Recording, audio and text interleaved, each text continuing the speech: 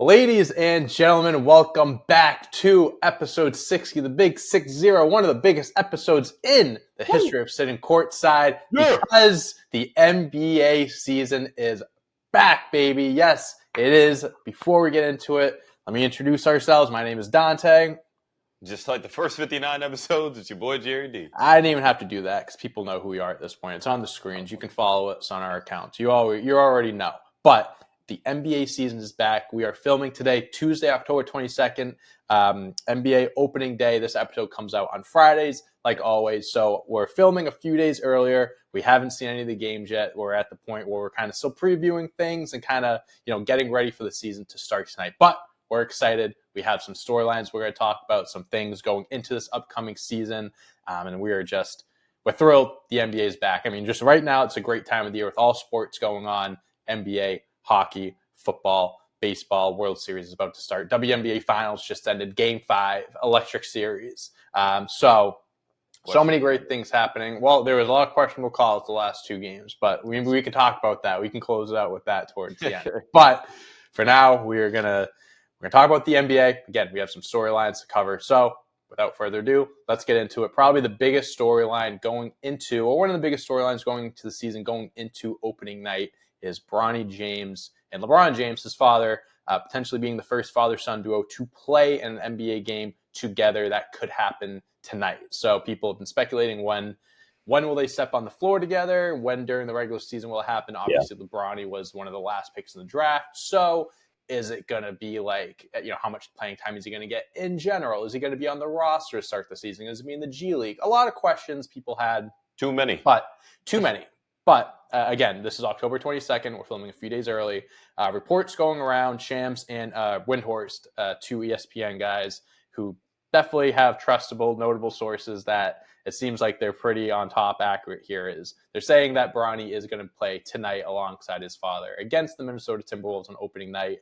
Depending on, the nature of the game, competitiveness, the flow of it, whatever, it'll kind of be, it's not a guarantee, but it's pretty likely that he will play tonight. So it seems like the Lakers are getting that out of the way. Jerry, if you kind of want to give your thoughts there on the potential of that happening.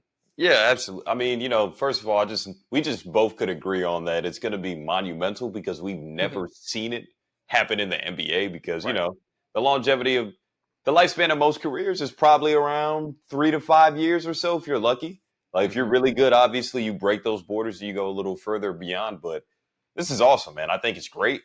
I think it's going to energize. Be a sick picture. It's gonna be hell yeah. There are going to be some sick photos coming out of it for sure. Nowadays they stop the game for damn near anything, so they might stop the game. They might give him a little banner, and they have him stand at mid-court, take a picture together, family picture.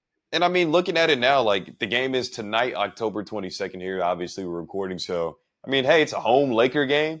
Like that stage, that whole arena is going to be rocking. Yeah. Staples. I don't care about this crypto BS y'all call it, but we still call it state. We call it the house that Kobe Bryant built. That's what we call it. It's gonna be shaken, but I think for the duration of the season, more so long term than short, I think it's gonna be something that energizes LeBron.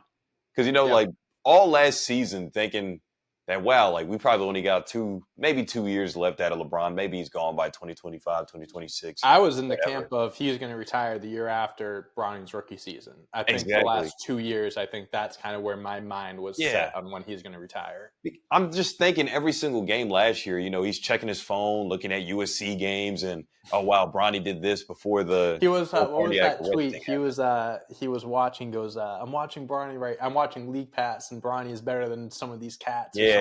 Like I was he deleted that. Like early 2013. Did he delete it? He deleted it. Yeah, probably smart. Probably I still see it. It still resurfaces. People have absolutely. But nah, like I'm just looking forward to what that's gonna do now that he doesn't have to actually look at League Pass or watch the G League app or whatever to try to see his son play. Now his son's gonna be on the bench with him potentially, like during these games or going to road trips, going to Utah, going to Tennessee or whatever. So like I think it's just going to energize Bron. Like this is now. I think we extend the window, maybe two more years on top of where we're at right now. Like 2027 potentially being sometime where LeBron can call it if he still looks good, if he's still healthy. So I can't argue with that. Yeah, man. I mean, I mean, you as a Lakers fan, like you saw their offseason, they didn't make any big splashes necessarily. Like they got a great pick in Dalton Connect, who had a great preseason, had a great preseason game. I don't know if it was the last preseason game you guys had. 35. He's Hey, Snoop Dogg dubbed him the West Side Connect. that's a phenomenal nickname. Phenomenal nickname. The fact that he went down to 17, was it 17 pick? Yep. The fact that he dipped that low is crazy. But they had a good draft, obviously, getting him, Bronny, and stuff.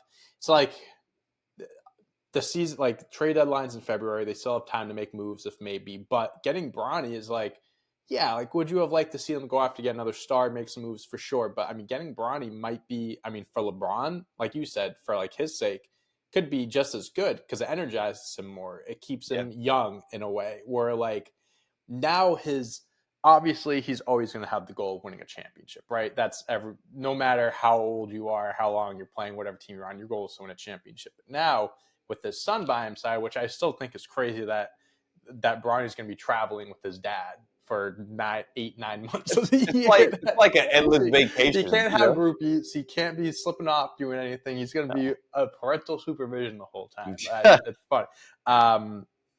I think that now he has this chance to, with Bronny by his side all the time, he can share that knowledge. He can kind of, is Bronny going to be as good as LeBron James? No. Like, LeBron is a one-of-a-kind player, whatever, but Absolutely. LeBron has a lot of stuff up here that he can pass off to Bronny, and as time goes on, like, you're practicing with him. You're playing games with him. You give him pointers here and there. And I'll tell you what, I know he's your dad, but there is no better player to be getting pointers from to learn from than LeBron. So I think this is something, again, and you said, like, I think it's something that energizes him. I think it's something that extends his NBA life. I don't think this is his last year. It's a situation where, like, it's similar to Brady, where it's like, I feel like we're just going to take it year by year, where it's like, I don't know when he's going to retire, but every year that plays, he's still great. Yeah. So it's like, I have no reason to believe he's going to retire. So, maybe if Brady would have had one of his kids of age come into the league or something. He would have waited until he was 55. If he knew his son had the chance to make it to the NFL, he would have played until his mid 50s. I can see it. I mean, he retired when he was second or first in the league in yards. Yeah. It's not like he retired when he was falling off a cliff. He even said recently that he could still play better than a lot of these quarterbacks in the league today. He could start for the New England Patriots, Jerry, if he wanted to. Oh, absolutely. He could start for the Patriots. Drake May, Browns? Not doing too bad, but he could start for the Browns. There's a decent amount of teams Brady can step into and play. Absolutely. Yes, he owns them now. He could. Yeah. Okay. Enough about Brady. Right. But LeBron. Yes. Monumental moment. It's going to be really cool to again just kind of see that, and I can only imagine what the feeling is going to be like for LeBron. I mean, we've seen pictures of him holding Bronny, on the sidelines when he was a child, and now he's going to be playing with him. So very cool moment. Excited to see that. Shout out to the James family, man. Y'all deserve it. Shout out to the James family. And in a few years, you'll have another one probably fighting his way into the league, because that's just good genes right there, Jerry. Great genes. So can't relate. No, that's why we are here talking about it and not on the floor playing against them. Okay, so next topic we have here, I'm just kind of going into the next one, going from one star forward out in the West to another one out in the East. Giannis Antetokounmpo recently kind of ruffled some feathers maybe got some Bucks fans concerned by saying how he could get traded. Straight up, he was just like, I can be traded. It's a business. Who knows what could happen? I mean, from his perspective, I mean, in the grand scheme of things, like, yes, star players have been traded before. It's not like it's a business. Things like that happen 100%. But the way that Giannis is wording this and the way he's putting it out, and there have been, rumors circulating, going over the years of if Giannis will stay in Milwaukee, if he wants to finish his career, like what's going through his head. I want to hear what you have to think, Jerry, because your facial reactions are hilarious right now. I want to hear what you have to say, because I don't think Giannis is saying this in the sense of like, yeah, I mean, like if I get traded, like, it is what I can't do anything about it. I'm looking at this as, hey guys, I'm just going to throw this out there and say like, hey, like my future Milwaukee I might not have a bright future in Milwaukee or an extended future in Milwaukee. And just in case something happens, I'm just throwing this out there so I can cover my ass a little bit. He's kind of laying down the groundwork in a way for fans to kind of get ready to be heartbroken. That's more so what it seems like to me. Like, well, you and I both know that star players in the NBA, especially in the NFL, yeah, I think they get blindsided. Or in other sports, they probably get blindsided. In the NBA, it's definitely more so, it's player empowerment, right? This is the type of league that they're running. If they want to go somewhere, they will go somewhere. Yeah, if Giannis requested a trade tomorrow, that's on him. It's probably going to happen. Yeah. Yes, because that's what he wants. He got the team a championship. He's one of their best players in franchise history, probably behind Kareem only. Like, this is a dude that could move the pieces and move the controls the way he wants to. If he really wants out, that's what he'll say. But you're not going to get traded. Even if you guys suck this year. You guys could be at the bottom team in the East. Everyone's hurt around Giannis, and it's like, oh, they should just scratch it. They will not trade Giannis. Because they will not a player like Giannis, it's like trading a Jokic or Embiid. It's like you control get in return. That you control your own destiny. You're going to control your own destiny as an NBA star. And I think back to the Brooklyn Nets big three, where KD, James Harden, and Kyrie literally all managed to just, hey, you know what? I don't want to be here anymore. Obviously, the Nets situation with Kyrie was more political because of the COVID vaccine and all that lot stuff. Of extra shit. Either way, Kyrie still went up to the office at the end of the day and said, hey, I want out of here. They got him out of here. James Harden wanted to go to Philadelphia. Didn't want to be in Brooklyn. That wasn't even his first choice originally. Ends up in Philly. KD, hey, man, don't want to be here. Like, we see it all the time. LeBron, same thing. Like, I know he didn't demand trades, but he did work his way with contracts in Cleveland in the second stint to where I can just sign this 1+1. Player option, after 1 year, I can possibly opt out, go get my money elsewhere, go sign with a bigger team. Like, and that's what he does. Like, Kawhi did the same thing too. Exactly. Went to Toronto, got out of there. This is what it means to be a star player in the NBA. So Giannis you have a lot of pull. You have a lot of pull. So Giannis trying to hit this little facade like, well, man, if we don't get it done, the Bucks could possibly move me and everybody else on it. No, they're going to move everybody else before they move you.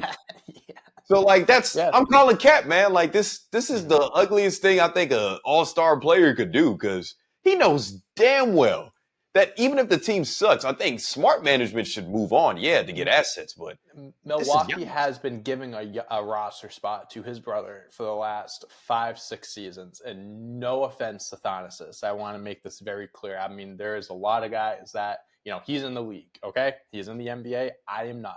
But he is on that team because of his last name. I'm just being honest. The Bucks aren't going to get rid of Giannis. They've done everything in their power to keep him happy since he's been in the NBA and done everything to make him who he is today. I mean, when he came into the league, he was just this skinny guy from Greece who didn't look like he had any potential to be in the NBA besides his frame and everything like that. And he turned into this megastar that, again, most dominant player in the NBA. He's been given the nickname Superman, who has been given since Shaq, one of the most dominant players of all time. He has a lot more power, and we all know this. And for him to say, I might get traded if they don't win a championship, I think that's him kind of saying, like, hey, guys, this is the NBA has gotten a lot more competitive and stuff. It's like there's a good chance we don't win, and if that happens, like, if they don't, we've been saying if they don't win a championship, I can see Giannis wanting out. I still think that's what his mindset is, but he's again saying this to kind of he's cushioning the blow. Cushioning the blow. So when it does happen, when he does leave or gets traded or whatever it is, Milwaukee fans are kind of like they've kind of like have been not anticipating it, but like they haven't. It's in their head. They know it could happen. They're literally being seasoned up and prepared for Giannis's exit with him saying that. Yeah. If we don't win the championship and I leave or I demand a trade or and not for nothing, the organization hasn't done many favors with their coaching hires and fires and stuff like that. And just there's no consistency. Chris Middleton's missing the first game of the season, so we're already starting with injuries with that team. I know he's recovering still, but still missing the first game. Yeah, man. I mean, if I was a Bucks fan, I'd be scared because it's such I'd say a fall from grace. It's not like they won the championship in 2021. It's not like they've been bad. It's just that they haven't been as good as they once were, and then they got rid of like a bunch of key pieces to get Lillard. And so much has gone on there. I'm glad you brought that up, though, they just won a championship in 2021. Mhm. And you also It's just got 3 the years chance. ago. Yeah, it's Not not that it's not a long long ago. time ago. No, it wasn't. Like seriously, like There have literally. only been 3 champions since then. Like that's not a lot. Like being a Lakers fan, I am happy and content. Possibly I want more. Don't get me wrong, but Right. you won one in 2020. I'm kind of like, whew, kick my feet back I'm for a little good bit. for a You know, little bit. I'm good for a yeah, little bit. We I got can some time. chill. Yeah. You know, so like the Bucks. Look, guys, you didn't really have anything going on after Kareem. Like you had some solid teams in the 90s. In the 2000s, we're talking Michael Redd. Yeah. Like we're not. Yep. Brandon It Jennings had a hasn't little been. spark there. We had some excitement with Brandon Yeah, Jennings, Monte yeah. Ellis, Hey, Ray Allen. Like Ray you had. Allen. Come on. You had a little window. You get Giannis. That's a generational guy. Your team doesn't get those a lot. You know what? It might be time after this season if you guys don't win to, get your horse and ride off into the sunset. Like I said earlier, like Giannis is tough to trade because it's like, is there like, are you going to There's get?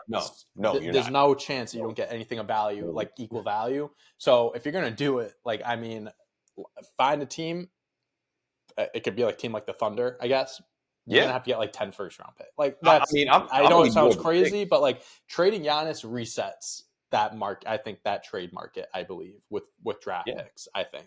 But I'm gonna need more than picks, man. Like if 100%. Bucks, Yeah. I'm like, especially if I'm talking to OKC, all those young prospects. Jalen Williams. I need Chet. Chet. Give me Chet. That's the only. I'm gonna look at that as the still piece. Like I need Chet and about 2 or 3 first rounders to make this happen. I'd say if they can get Chet in like 4 picks in a swap, I think that's probably one of the best trades they can do. Unless another team comes in, like blows them away, whatever. But yeah, it's something to keep an eye on, Jerry. It's definitely a storyline to be following this year. So, all right, moving on from one team in the East, one contending team potentially to another. Philadelphia 76ers MVP center Joel Embiid says that he might not play back-to-backs ever again. This is kind of going off of, they were asking him what they need to do, the Sixers need to do to keep him healthy. His goal is to ultimately be healthy for the playoffs. The regular season at this point doesn't matter to him. He doesn't care about awards. He cares about championships. And when he says that, I want to pull up the quote right here so I'm not paraphrasing. But Kevin Garnett got wind of this. And when he was on his podcast with Paul Pierce, he goes, 82 games, man. This is what the fucking job calls for. Criticizing him, playing back-to-backs, going to year 11. Just kind of calling Joel Embiid out where it's like, yeah, like you want to stay healthy for the playoffs and stuff. But like at the end of the day, you're a star player. You're one of the premier players in this league that people come and pay to see and stuff like that. And for you to I get the long-term goal here, but for someone like KG2, comes from an older generation where it's like, you grind through injuries, you play through it, whatever, you want to play every game. It's a little different nowadays, but I'm curious to see if you agree with KG's, his perspective on things or, which side you're kind of on here. I think I'm somewhere in the middle, but I'm probably 60 kg, 40 Embiid. 60% because it's like that dog in me is like, dude, like you're literally getting paid millions, one of the highest paid players in the entire sport. And that's the other thing. You're getting paid like $40 million a year. It's like, yeah. You know what?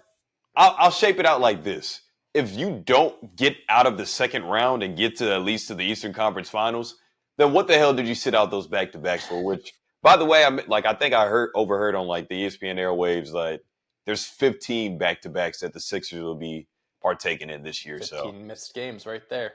Let's say that he sits out 15 of those games. Okay, you would still be in award contention, but I literally need you to be available for I don't know if my math is right here, but for the other 67 games, like I'm going to need you to play those. Yeah, so he can only miss 2 more games, 3 more games. Like I know he says it's not about the awards, it's not about the MVPs or the All-NBA first team or anything like that, but guess what?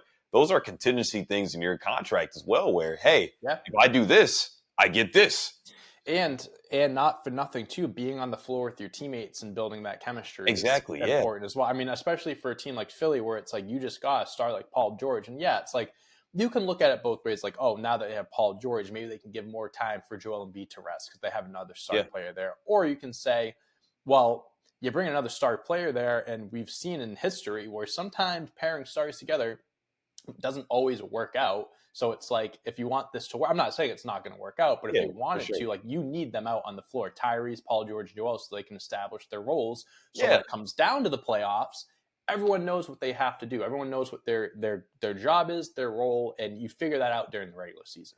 That's absolutely. that's kind of the, yes, you can win the awards and those might not matter, but what matters is how prepared you are for the playoffs. And if you're missing Exactly. half the season, minimum 15 games from just some back to backs, I'm sorry, but like that, you're lessening the Yeah. chance of you having 100% or near perfect chemistry for the And, playoffs. that's what I'm saying. I think that's why it's so important for him to like do well and perform in the postseason when you get there. Because as a free agent or like as a coach, if that position becomes available and stuff, I don't want to go to Philadelphia if the best player on the team isn't going to be available for me to, as a coach, for me to utilize, as a teammate for me to Yeah. lean on. When you're an MVP caliber player, when you're supposed to be banging with Jokic and Giannis for the best player in the game, like as a fan, it bothers me already because damn, like as a reporter, actually, I should say, if when Philly comes to Charlotte, if that's the second night of a back to back, am I not going to see you? Like that's kind of whack. And I know as a fan, where if you're living in Philly or you're visiting them when they play the Jazz or something like that in Utah, yeah, it's the That's what second I'm end of the saying. back to back. Like It's tough. That's why the league has been trying to, cut yeah, down on these things, because there are yeah, people that are spending their hard-earned money, and I'm not like, absolutely. it's a reasonable and it's a justified, like, It kind of excuse or reasoning. It And does that's what I'm piss me saying. off. Like it better play out the way that he wants it to, or Hmm. that the way he needs it to. But the East got some dogs in it, and the I'll tell Knicks, you the what, dude. Celtics, and the If Bucks. they pull this off and Embiid is healthy for the playoffs, and again they don't make it past second round or anything like that, bro, I don't like. I mean, I already have zero faith in the Sixers, but like there is like, if this happens, there is no one that can convince me that the Sixers can get it done. Like I No, could not be convinced that they could. no. And like I said, like if we're looking to make the team better come off season of 2025 as a free agent, why do I want to go play there if the best guy Right. on the team can't play? Yep. Like, no, I'm Exactly. good.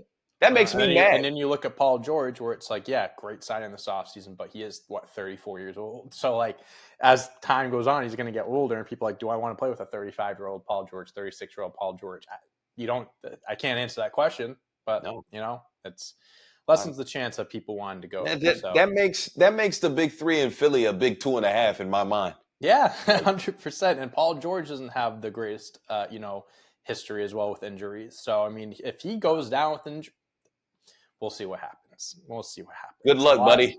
A lot of good things can happen with that team, and a lot of bad things can happen with that team too. So, Oh, well, that's real like boom or bust potential. Honestly, it that's true. is. No, it really is. So, we'll move on to another injury-riddled star back out in the Western Conference now. Yeah. Kawhi Leonard is set to miss and expected to be sidelined for an indefinite period of time to start the NBA season as he rehabilitates the inflammation in his right knee. Shocker. So, yeah, Kawhi Leonard starting the season on the injured list. Obviously, they just lost the star we were just talking about, Paul George. They still have James Harden. This team was already looking suspect to begin with, even with a healthy Kawhi on the roster. Me and you have given Kawhi his praises and his flowers numerous times. He is healthy, especially in the playoffs. He's one of the best players in the league. Stand by that. But man, oh man, does Kawhi getting hurt make things tricky for the Clippers? Because not like they're already in the dogfight to make it into the playoffs here with this roster. And you miss Kawhi. Let me just put this out there. They don't have their pick this year, okay? The Clippers don't have the pick this year. If Kawhi Leonard isn't around, I don't have a good feeling about them making the playoffs. I was already kind of iffy about them. You. Anyways, I know how you feel. Don't worry, we're getting to you, Jerry. We're getting to you. I'll give you your floor. I know you're going to go crazy. But without Kawhi here in indefinite, who knows how long this guy's going to be out. He might come back, and then 2 games later, his knee blows up again. And I don't know. All I can say is if you couldn't, like, if you weren't happy enough to be a Thunder fan, proud enough to be a Thunder fan, you should feel even prouder. You should feel even happier because the OKC Thunder have their pick. They have the right to swap with them. And I'm not saying the Clippers could be the worst team in the league, but I don't think it's out of the realm of possibility. An older James Harden. I don't know how I feel about him being the number one on a Clippers team with a bunch of different pieces there, young and older guys. OKC, dude. this is the best thing that could have happened to OKC, like with the picks and stuff. So I'm gonna leave the floor to you, give you your thoughts, but I would be terrified right now if I was the Clippers. This is a tough situation to be in. Any word you could attach to terrified, like bewildered, lost, overwhelmed. Yeah, you could attach any connotation to those words. Like it's, I personally think the Clippers season is over. Like already I'm not ready to say that yet, but I understand why why you're saying it already. Look, Kawhi, I give Kawhi his props. And you know what? He made me go watch the past episodes, guys. Kawhi made me a believer again in the 2023-24 season. When I saw that, this dude's playing in back-to-backs. He's available. He played 68 games. That was his most games since 2017. And then the fucking playoffs come around. Out of the 6 games come postseason time, he only played in 2 of them. You missed the last 4. So, I go back into that, wow, he did it to me again. He tricked me. He duped me. Again. Yeah. I'm tired of this, man. Fool me once, shame on you. Fool me twice. I mean, the third time, Jerry. I mean, we got to know. I'm done. We got to get used to this. Man. And plus I'm a Laker fan. So for me to actually be kind of wow, the Clippers could actually, again, the big asterisk, if healthy, they can get this thing done. Again, going into 2024 postseason. Then they lost for 6 years. To Dallas. How do you lose to Dallas? You guys are better than Dallas. No, that shouldn't have happened. So after going through that whole cycle again, and then, the summer comes around, Kawhi's suddenly available for the 2024 Olympic squad? Team USA, yeah. And then what do you mean? They're not letting him play. Oh. Good. I'm glad they did. He shouldn't have. No, you don't get to just – that's like you filled out some of the work on a class project, but you didn't do the whole thing, but you still got access to the extra credit when you didn't deserve it. No, you don't deserve that. Take your ass back to L.A. and chill and rehab that knee. And now we're talking about – well, he did. Yeah. And here we are. The season starts today, October 22nd. The season starts today. I don't think no one told him. Maybe. How is this dude not going to be available? You know what? I get it. The knees are bad. It's not looking too good. And on a serious note, not even trying to joke around, I think Kawhi Leonard's career is probably the window is shutting. Yeah, it's Kendrick Perkins, him and Stephen A. Smith have said, things about how they should retire, how he's one of the worst superstars in history and stuff. I wouldn't go that far, but it is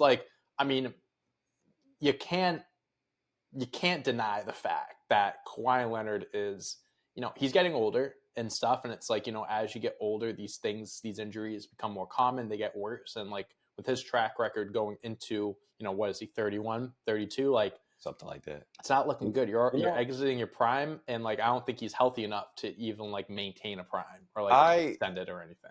I put it like this. Kawhi got to live out a what if career that got extended. Sure. Because most guys is backwards, right? Derrick Rose, Brandon Roy, Grant Hill, those names, it happens early. Then we don't really get to see what they look like later on, they look like in their primes. Kawhi, we got to see it for a decent amount of time since 2011 or whatever. So we got from 2011 to 2019, essentially. So we got 8 years. Then we got 2 Finals MVPs, 2 Defensive Player of the that's the thing. In a 9-year run, he put together a Hall of Fame career. You could argue that he put together a top 50 player of all time career. He has enough to get into the Hall. It is one of those situations where it's in another universe, Kawhi Leonard stayed healthy and could have gone down as a top whatever player. The league looks different. And the Clippers have won multiple championships. But the league looks a lot different. This universe. So as for the Clippers, because I just targeted Kawhi, as for the Clippers as a whole, I think it's over because I don't know what you're expecting out of a 35-year-old James Harden. And he had his comments. I'm not a system player. I am the system. Okay. You're 35. And I'm not. I'm not doubting James. I'm not doubting. This isn't 2014. This isn't I 2015. I Come do on. believe that he's maybe a top 15 to top 25 guy in the league today. Like I think But he. still has some left in the tank Yeah. But for sure. I don't think that this is like you said, this isn't 2014 James Harden. I don't think you can carry a team No. at 35 anymore. If he was 6 years younger in this Oh hell situation, yeah. maybe I'd have faith that the Clippers I'd could have be. the Clippers penciled in as a top 7 team in the West. I'd I have them think like that at five. I think they could avoid the play-in if Yes, this was James Harden in his prime, but it's not. So he's 35. Plus, we're talking about Derrick Jones Jr. and I'm forgetting the other big offseason signing for them. It's not looking great for like what the Clippers no are one going to roll notable. out. And oh my gosh, how could I forget? You finally get out of Staples. You finally leave the arena. You got your own arena. You got into it though. They do this whole thing. It was like the loudest fans sit here. They have everything placed out, and then Who's going to be in that building? You don't even have Norman Powell. Norman Powell is going to get the crowd going. If I live in LA, I am not going to a Clippers game until I see Kawhi Leonard healthy, or unless some tickets are on sale. And Steve Ballmer, I am so sorry that you shelled out probably $3 billion to build this thing. Billions. You're not even. Them seats aren't even going to be filled up on opening night. Hey, they'll pay for the fans to come in to fill that arena before it. They're gonna have. Hey, season tickets ought to be like $50. Anyways, not looking good. Anyway, all right, let's move. Last topic we have, guys. My bad. We can go on about this. We can go on about this for another hour if we wanted to. All right, last thing here. We're going to talk about the Houston Rockets young duo, Jalen Green and Alperen Sengun, signing massive extensions with the Houston Rockets. Jalen Green actually signed one of the more unique rookie deals in history. He signed a 3-year, $106 million extension, which is the first time, I believe, that a rookie contract was below 4 years. So he got the 2+1 option. Just had a child, or is about to have a child. So this is probably a good thing for Jalen Green, because that child support is going to be through the roof. And then Alperen Sengun signing a 5-year, $185 million rookie extension, player option at the end of it. Alperen Sengun. Very deserving for both of them. Last year, Jalen Green, we saw, went on this crazy run. I believe it was in February, March, April. He just went on a fucking, the Rockets were on a crazy run. They were winning, they had the best record in the league. Jalen Green was one of the top scorers, whatever. So we know how good he can be, how much of a microwave he can be. And Alperen Sengun, I mean, how many times have we sang him our praises? He is a young Jokic, baby Jokic. He can do virtually almost anything on offense. He's getting better every single year, well-deserving. And now we kind of see a vision with this Houston Rockets team, you can say, where it's we have a sense of direction, where it's they believe in these guys enough where they're going to pay them and keep them around at least for a little bit. But do you think them giving them these contracts kind of makes it likely for them to, trade them, because it's a little bit more money now, they're out of their rookie deals? Or do you think this is kind of they're signing them to keep them? How do you kind of look at this?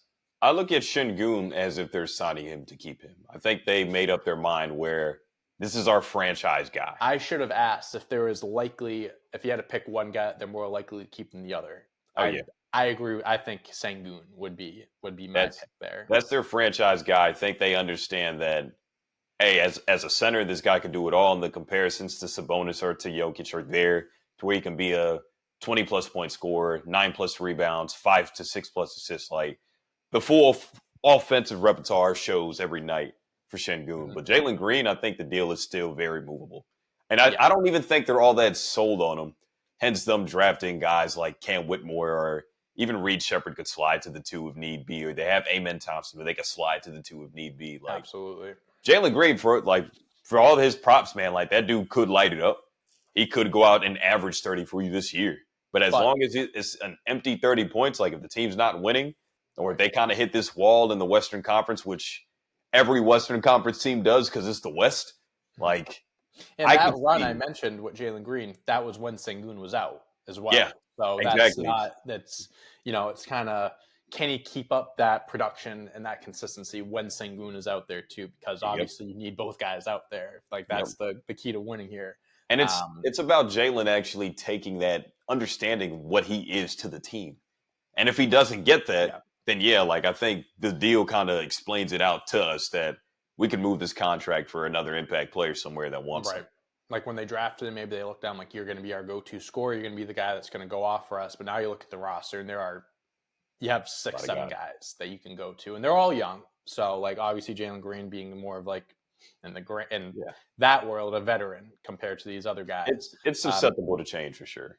I think he does need to have that he needs to buy into the team, have that sense of maturity where like he knows that he's the guy. He got a lot of money, but he's also one of the guys on the team. He doesn't have to always be the guy. So you're gonna have to expect some maturity from him to make this work. But I think it could happen. The Rockets are one of my sleeper teams to make a good playoff run in the West. So I think they have the tools to do it.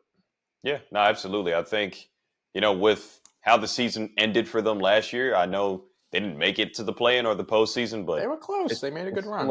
it's still a win. If you're Ime Udoka, you know what it takes to get there, having the roster that you have together. And if you want to look at how to play to the best of your ability with a perimeter star and a big man, look at the Kings. Look at the Nuggets. Yeah, The things sure. are out there for you where it's Sabonis and Jokic that play with Jamal Murray and De'Aaron Fox. You have the blueprints. Yeah, like use them. 100%.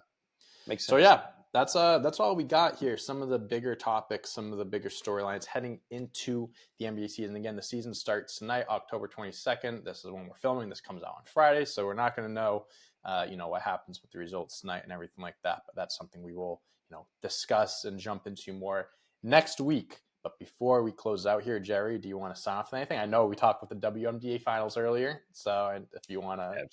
Absolutely. I have 2, and that's definitely number 1 for me because Stewie didn't get fouled on that last. There were some tough calls. Jerry. It's very questionable, and I kind of buy into the conspiracy theory of the commissioner wearing a New York City skyline kind of Yes, I dress. did see that. That's kind of like, poor taste. I don't know if that's a coincidence. I think that's a little. Did you write this script out? I don't know, Kathy. Like we might got to talk. I don't know, Kathy. That's number 1. That's not a good look. Not a good look. Number 2 for me is just I see people clamoring after Alabama fell to Tennessee in college football that Kalen DeBoer should be fired. Hey man, it's year 1 after post Saban. We kind of got to let these things materialize a little bit more before we start throwing out the F word.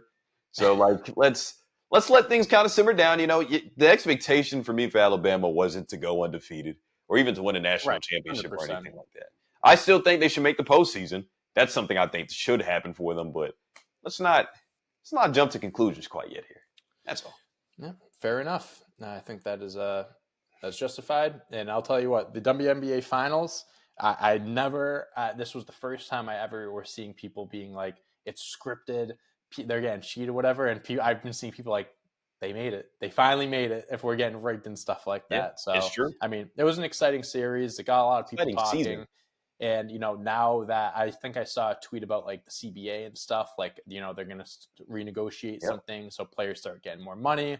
Obviously, there's more expansion teams coming and everything, so things are looking very bright for the WNBA. Whether the finals was controversial or not, the NBA the stock is going through the roof right now. The more controversial, the better for them. Exactly. Yeah. I mean, it is unfortunate seeing games kind of unfold like that and the way they do when it's out of the player's control, but it's controversy it gets eyes on the product. So that's all you can say there. For me, my closing statement is, man, I say this every week. I'm thinking about all you fantasy footballers out there. I'm praying for you. I started the league 4-0, Jerry. I am currently 4-3. Woo! Jonathan Taylor, I was 4-0 with him. He's missed the last 3 weeks. I'm 0-3. I think there's a connection there. Brandon Ayuk, peace out, brother. Sorry for your injury. Feel terrible about it. But having Brandon Ayuk in 2 leagues was actually killing me because I kept starting him because I felt like I had to start him. I was like, it's going to happen. It's going to break out. So now that Ayuk is out of the picture, again, speedy recovery. Good thing he got his bag this offseason. Thank you. because now I don't have to be left with that decision of starting you every week. I can now start Brian Thomas, who is a top 10 receiver, but I refuse to start him because he's a rookie. Brian Thomas, you are the leash has been removed. Please go crazy. But yeah, hopefully everyone's doing well in fantasy football. I'm praying for you. I'm thinking about you. And, Jonathan Taylor, come on, buddy. Come on, brother. Let's get back out there. Trey Sermon isn't covering it for me. He ain't working for me. So get back out there. But thank you guys so much for watching. This is Sitting Courtside, episode 60. The NBA season is back. We are so hyped. We are excited. When basketball's back, when the NBA is on, life is good. So we're excited to get the season going again. Please make sure to like, subscribe if you are here watching on YouTube. Put in the comments just like your predictions for the season, what you think of the topics we talked about, just your overall thoughts going into the NBA season. Anything you want to talk about, put it there. Check out our shorts content here on YouTube, our gamified content as well. Play along with some games, some trivia, all that good stuff. If you're a podcast only listener, we appreciate your support. Please make sure to give us a 5-star rating, review, all that good stuff. Follow us on Twitter, Instagram, TikTok. You know the deal. And happy NBA season, everyone. Till next week. Peace out. Shabba.